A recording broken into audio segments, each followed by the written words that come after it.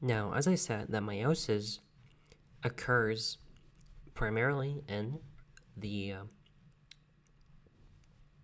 reproductive cells. I want you to know that mitosis, divided cells, okay, the new cells formed, are still diploid cells. They have the two sets of chromosomes, okay, so 46 chromosomes. But during meiosis, the final result will actually be a haploid cells, okay, meaning only half the set of chromosomes, so only 23 chromosomes.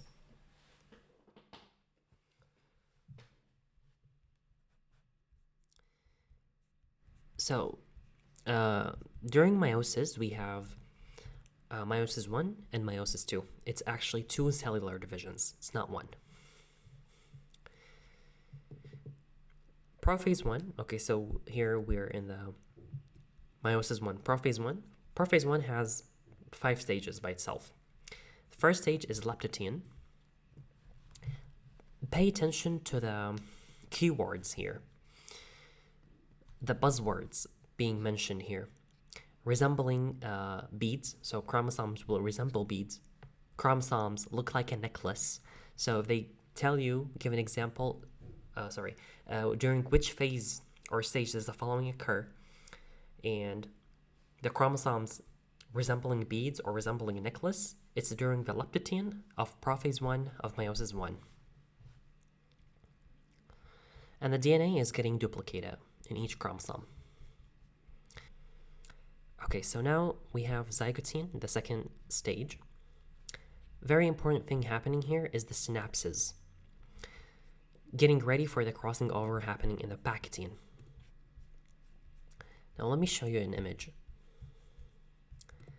Here, we have homologous chromosomes. What does that mean, homologous chromosomes? Meaning the paternal chromosome, meaning the chromosome from the father, and the maternal chromosome, meaning the chromosome from the mother. So when the homologous chromosomes align with each other, they go through something called synapses. They are attached to each other in order to crossing over take place, and in crossing over, the genetic material will exchange between the chromosomes.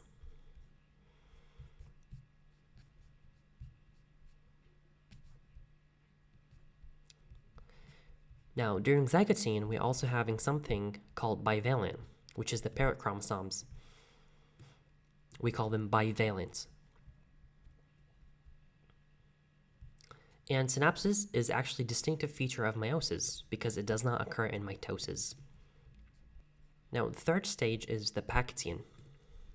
Now, in the pachytene, the sister chromatids will become more visible and forming something called the tetrad. The tetrad is basically the two sister chromatids of the two homologous chromosomes, as you can see in this image. So here we have the paternal chromosome and the maternal chromosome, each having their sister chromatid, and they aligned with each other, forming the tetrad. So, during which phase or stage does the following occur? The appearance of the tetrad, simply in the pachytene of prophase 1 of meiosis 1. And here in the pachytene, we will have crossing over taking place, which is the exchange of genetic material between the homologous chromosomes. The diplotene, in the diplotene, we will have something called the chiasmata, which is the non-sister chromatids of the homologous chromosomes attaching to each other. The number of the chiasmata vary from one chromosome to another and from one cell to another. And the genetic material is exchanged between the non-sister chromatids at each chiasmata point, or each chiasma point. Finally, the diakinesis, which is the final stage. The nucleolus and the nuclear membrane will degrade, and the chiasmata will shift toward the end of the chromosomes, leading to a decrease in their number. Very important question. During which phase or stage does the following occur, and the decrease in number of chiasmata is diakinesis. If you have justify or explain why does the chiasmata decrease in number in diakinesis, because each chiasma will shift toward the end of the chromosomes due to the shortening of the chromosome here.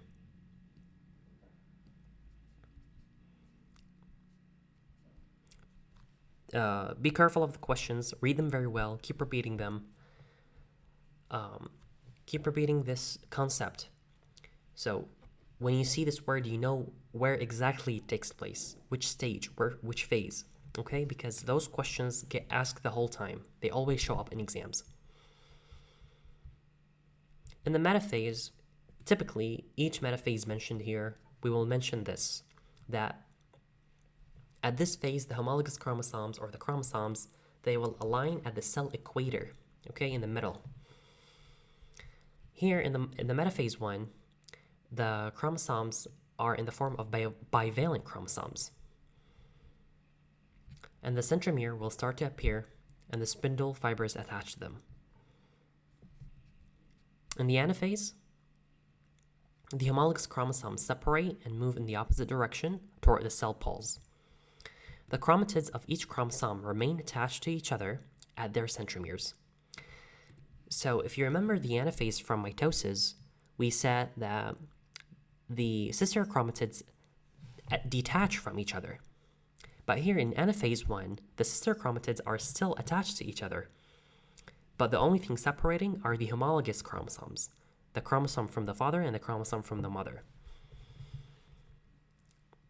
In the telophase 1, typically the chromosomes will align at the poles, and the spindle filaments will disappear.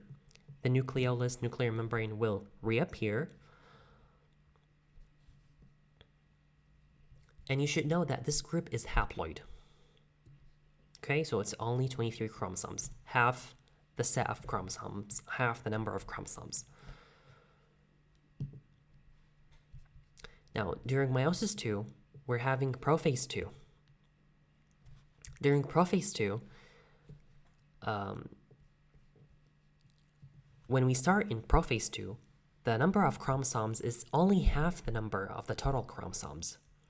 So this differs from mitosis, because the nucleus retains the full chromosome count during mitosis. At this phase, chromatids are farther apart and may differ in structure due to crossing over that occurred during Patachine stage of prophase 1. This is important, as you can have a question, justify or explain why does the chromatids differ in structure during prophase 2 due to the crossing over that occurred in Patachine of prophase 1. During metaphase 2, same thing, we're going to mention it, is that the chromosomes will be positioned or will be aligned in the equator plate or the equator line. Attach the spindle filaments through their centromeres, and each chromosome consists of 2 chromatids. Now this differs from metaphase 1 because, as I said, in metaphase 1 we had 4 chromatids. We had a tetrad. We had homologous chromosome. Again, homologous chromosome is the paternal plus maternal chromosome. But here we have only 2 chromatids. So, and we said that during anaphase 1 of meiosis 1, only the homologous chromosomes separated. But we still had sister chromatids attached to each other. But here in the anaphase 2, the chromatids of each chromosome separate. We will not have sister chromatids attached to each other. Okay? So, during anaphase 2 and metaphase 2, they are very different from anaphase 1 and metaphase 1. Because in metaphase 1, we had tetrad, and each tetrad separating, okay, into 2 sister chromatids. But during anaphase 2, the sister chromatid itself is going to separate now into independent chromosomes. And the telophase 2, finally, same thing's happening. I'm not going to read it. You can read it yourself, because we're just going to say again that the nucleoli will reappear, the nuclear membrane will reappear. That's it. Nothing too special happening here. And of course, we talked about the cytokinesis.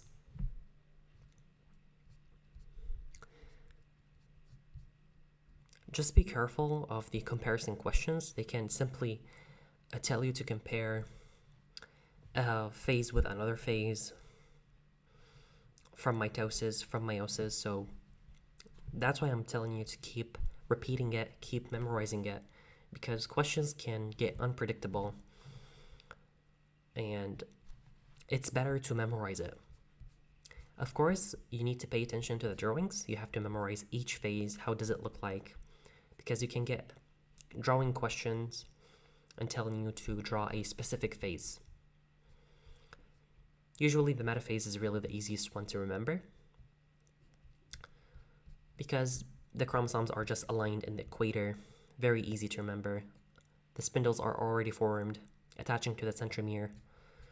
During the anaphase, we know that separating is happening. During the telophase, we know that the nuclear membrane is reappearing. It's also a good practice of the information that you already have. So keep repeating it.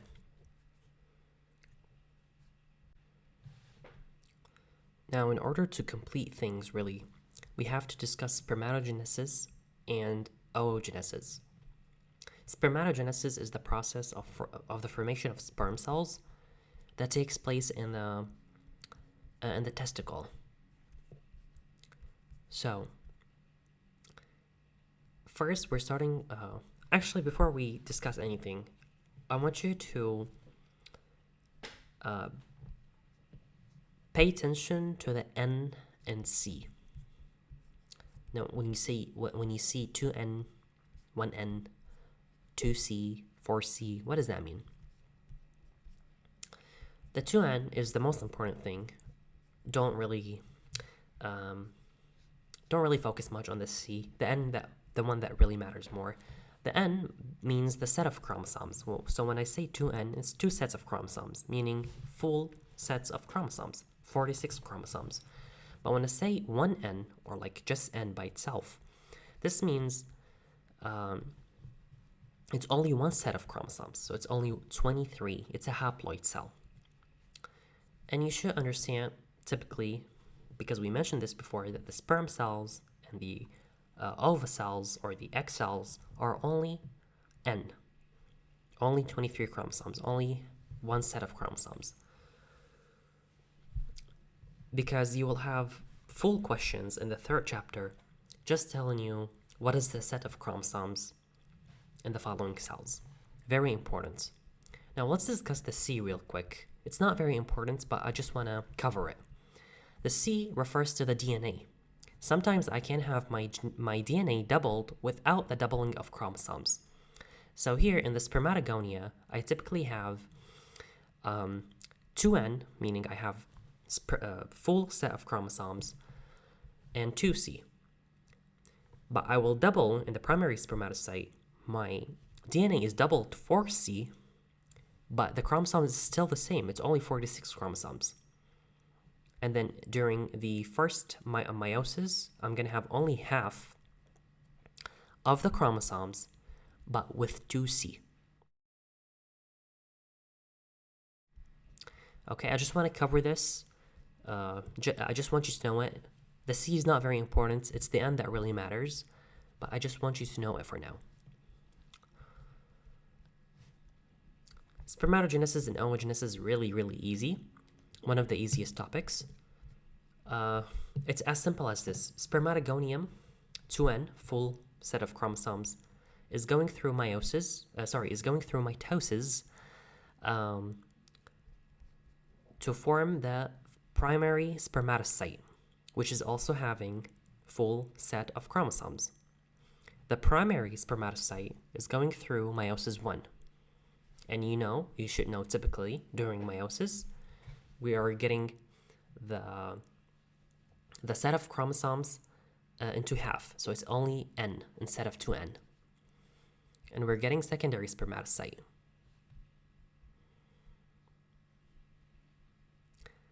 And in the secondary spermatocyte going the meiosis 2, we're having the spermatid. And the spermatid is maturing into mature sperm, or the sperm cells, through a process called spermiogenesis. That's it. Just be careful of the seminiferous tubule because it's mentioned. Where is it located? It's in the testes or the testicle, the same thing.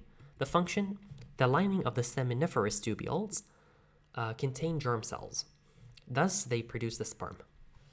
Now, for the oogenesis, it's quite different from the spermatogenesis. Starting from the germ cells, mitosis, oogonium, mitosis again, primary oocyte. Here it's very similar to spermatogenesis so far. Still, the oogonium is 2N, their primary oocyte is 2N.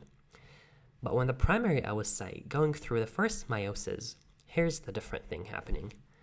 We're going to form secondary oocyte, one secondary oocyte, and one primary polar body, or the first polar body.